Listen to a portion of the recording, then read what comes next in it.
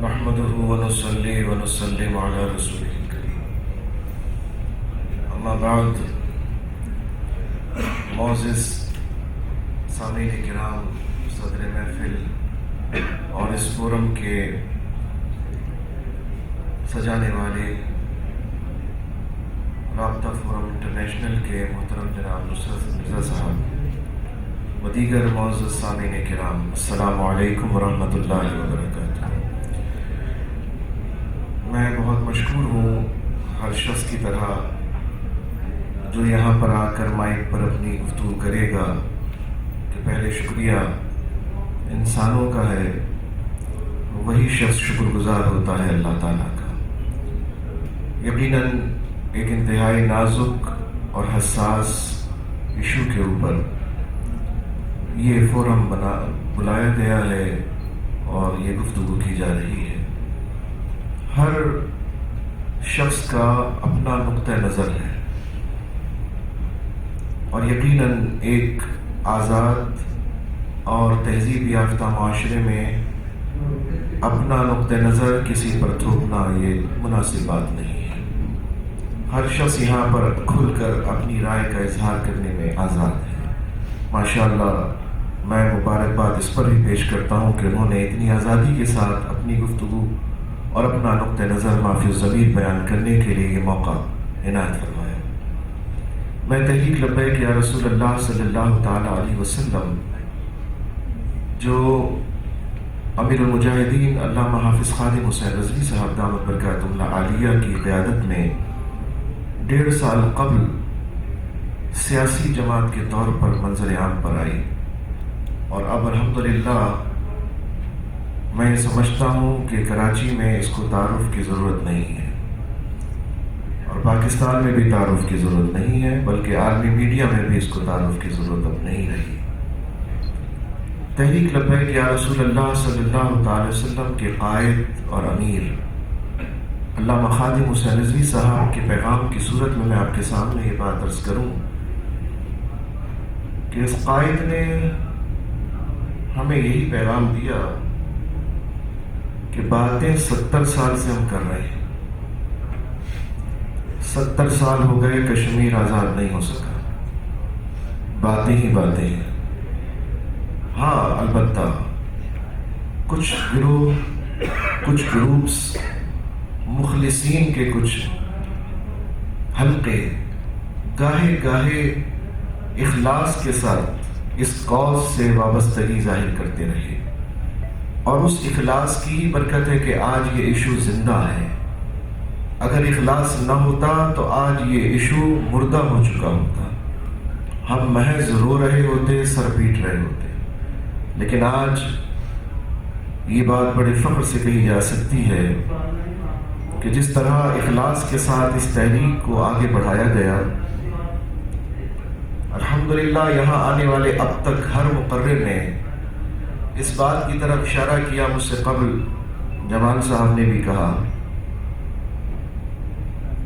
کہ یہ مسلمانوں کو وہاں پر تکلیف ہے، نماز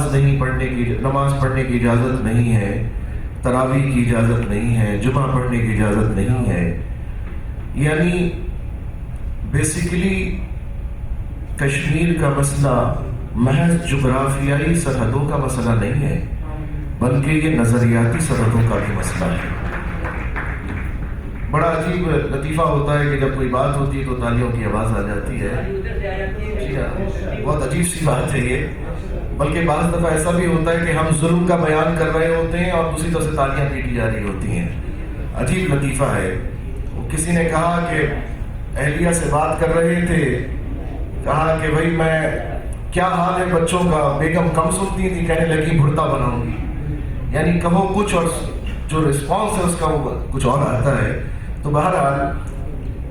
ہم کشمیر کے ظلم و ستم کو یہاں پر گفتگو کرنے کے لیے بیٹھے ہیں. کشمیر کے مسائل کا حل اور کشمیر کے ایشو کی اصل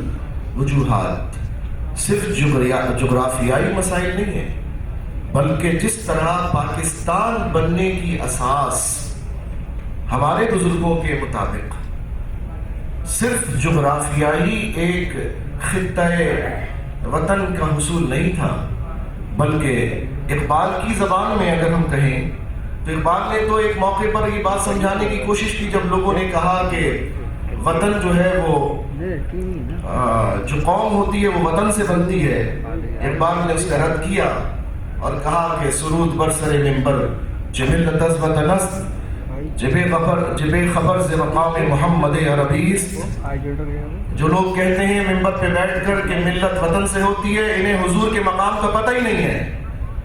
مقام کیا ہے اور منبر کس طرح وطن کس طرح قومیں بنتی۔ کہتے ہیں قوم وطن سے نہیں، قوم مذہب و ملت سے بنتی ہے، مذہب سے بنتی ہے قوم۔ آج فلسطین کا درد اگر ہمارے ایک مقرر نے اگر یہاں بیان کیا، آج فلسطین کا درد بیان کیا، آج کشمیر کا ہم درد بیان کر رہے ہیں، صرف اس لیے نہیں کہ اس کا بارڈر ہم سے لگتا ہے، صرف اس لیے نہیں کہ وہ جغرافیائی طور پر ہمارے پاس ہے یا ہونا چاہیے، بلکہ اس لیے کہ قرآن حضور علیہ السلام نے فرمایا المسلم کجسد، مسلمان ایک جسم کی مانند ہے، اگر جس طرح جسم کے کسی حصے میں بھی تکلیف ہو پورا جسم اس کے درد کو محسوس کرتا ہے،